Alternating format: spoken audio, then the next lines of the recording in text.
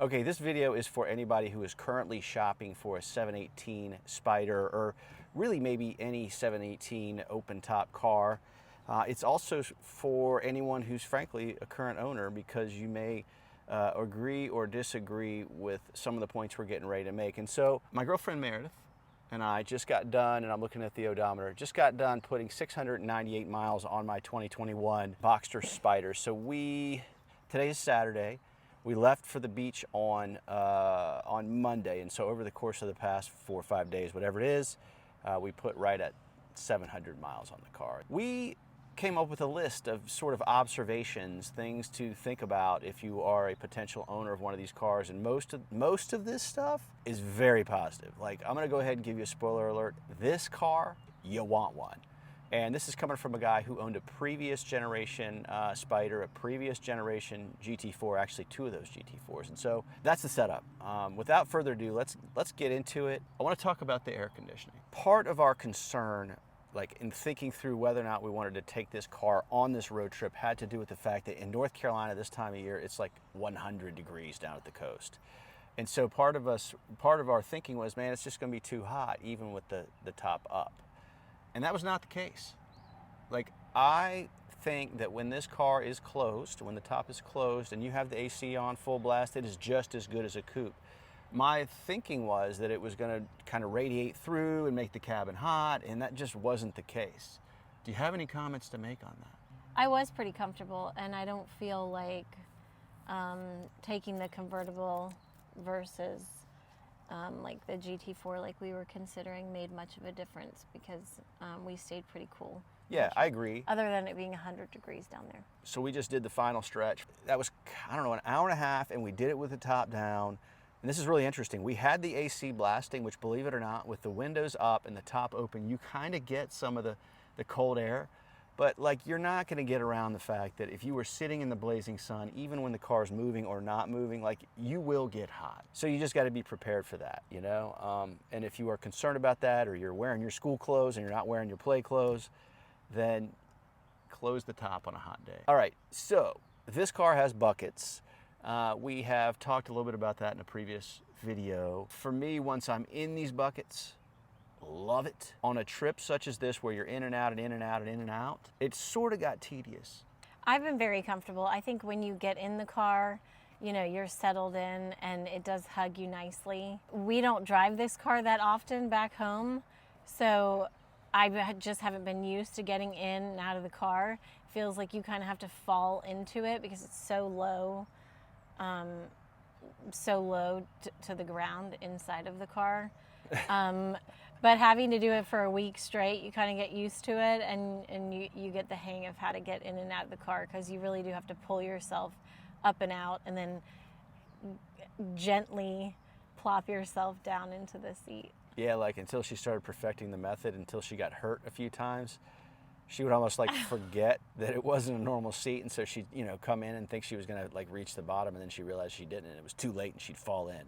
And I'm just like, oh my God, the bolster. But thank God her seat has a bolster protector on it. All right, so I don't want to monopolize the conversation, but maybe I will, because what I do.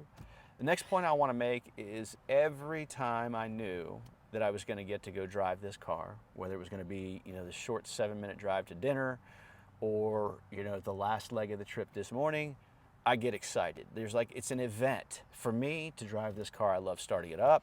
I love steering it. I love all the inputs in the car, and I think that's special. Now, again, I've had the car for what, 3 or 4 months now, so it could be that I have new car fever still, but I don't think that's the case. I'll get into that later. But well, you had it when it was colder too, so yeah, so you didn't drive it that much. So the net on it is, you're going to look forward to driving the car every single time you get to drive it. Let's talk about the attention we got, and this one is good food for thought for anybody who, like, you got to think about your mentality, your personality. Do you want attention, first of all, and do you want to have to engage with the humans you don't know? I'm an introvert, so sometimes when somebody wants to come talk to me about this car at random spots, I'm like, I don't want to talk to you about this right now. But I mean, what did you notice about the attention? How much attention, the kind of attention the car got? Well, it does get a lot of attention, and people look at you, thumbs up you, want to talk to you about the car and the color. We were down in Wilmington, and we ran into a guy down there that had seen us driving a couple days ago, and Yeah. knew that we weren't from in town because of the color car. He hadn't seen it down here. I guess the punchline on that is it's a very notable color. People love it. People are drawn to it. So if you are somebody who doesn't really want to engage with people, just know that if you buy, and I can't decide, by the way, I'm bouncing around a little bit, is it the Miami blue, or is it the gorgeous shape of the car, or is it both? I don't know, but the bottom line is you're gonna get attention. I had a 2017 911 that was her like preferred go-to for road trips such as this one. So we were chatting on the way back, and I asked her, hey, if we still, I sold the 991, but if I still had that and you had the choice of these two cars on a road trip, like maybe which one would you choose, or which one would you prefer? Well, I did love that car because it was very roomy. We had a lot of space in the front. I did love that there were the air conditioning seats, ventilated seats. There you go, ventilated. On that. It's a nice perk to have in a car, in any car. So that's not the case with the buckets, man. No heat, no cool. You know, we don't get to ride around in a convertible that much, and you know, he's fortunate that we have a selection of cars to choose from going on a road trip, and so it's always fun to ride in a convertible. And her mentality is like and it's easy to ride in, like easy to drive around. You're pretty adventurous. You're easygoing. You know, you're fun. I mean, that fits the nature of this car. If you're a Porsche guy and you're thinking through what you want to buy, I mean, if your wife or girlfriend or whatever is more of like kind of a subdued person, they may want the more comfortable choice and the less adventurous choice. All right, I'm going to complain now. The CarPlay on this car is brutal.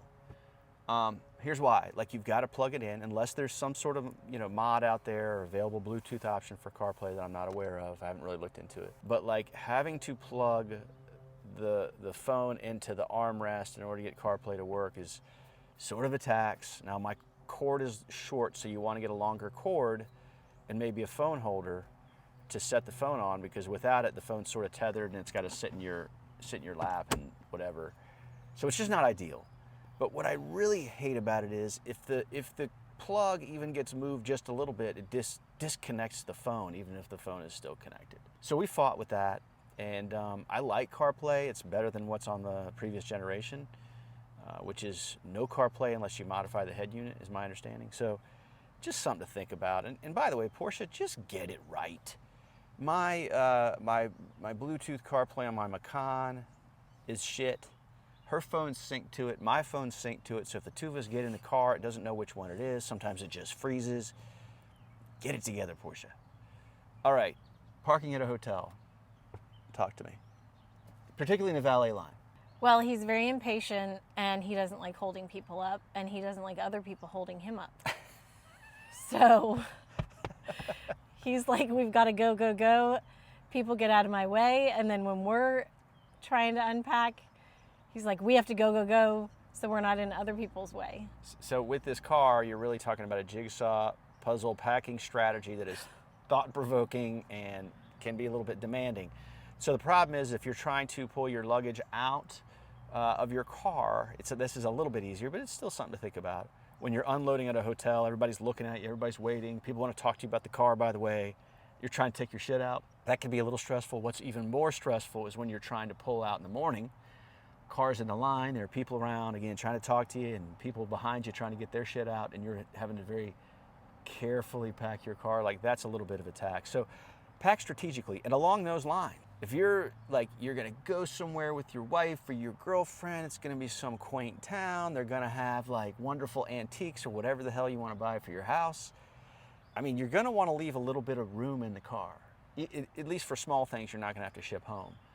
We had this thing packed to the brim, and so we did pick up a couple things. It was just clothes and this godforsaken case of water that she wouldn't just leave behind. Anyway, it was a thing. But point is leave a little bit of extra room. Don't just fill up every nook and cranny.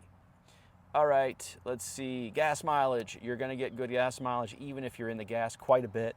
I averaged 22 miles a gallon, and I wasn't even really trying to conserve gas. Let's talk about the Alcantara wheel and the shifter, because you actually made this point.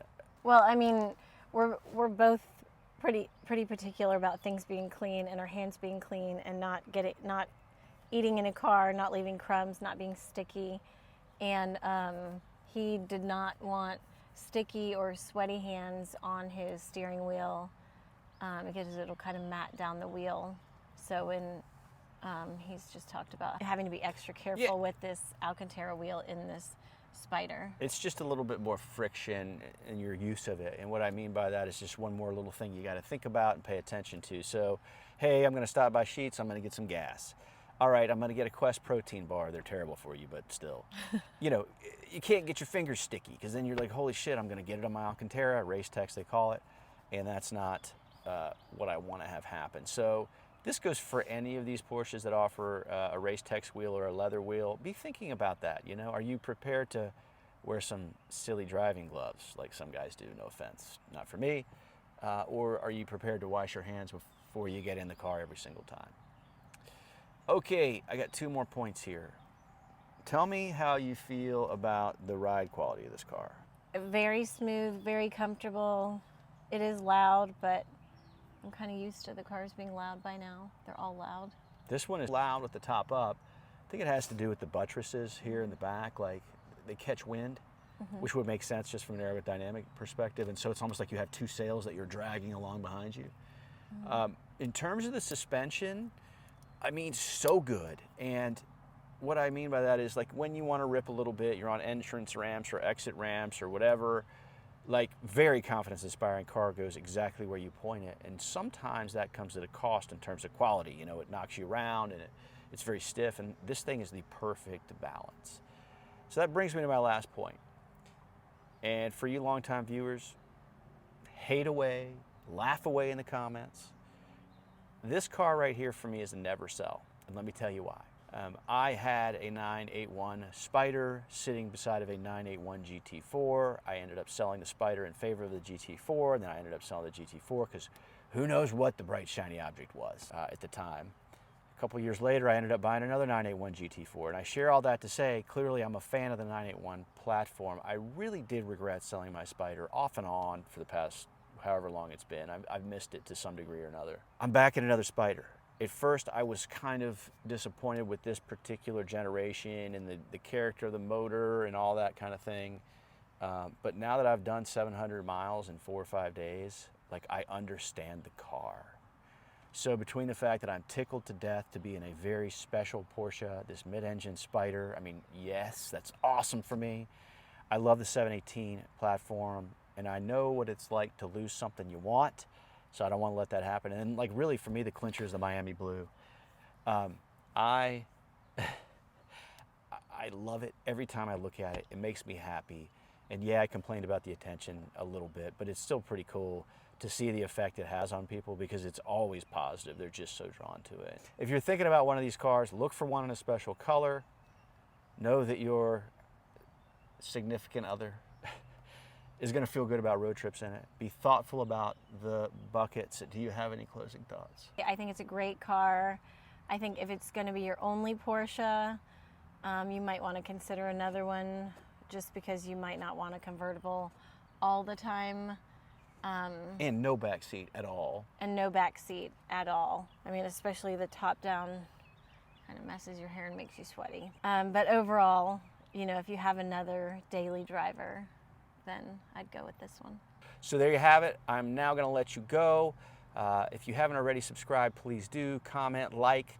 Go to my website, Rennthusiast.com. I have developed a guide to help you find and buy the best Porsche for you in this challenging environment. So that's a free download. Definitely snag that. Also, follow me on Instagram at RennthusiastTV. Come check out my Facebook group, Rennthusiast Porsche Fans. I do hope to see you next time.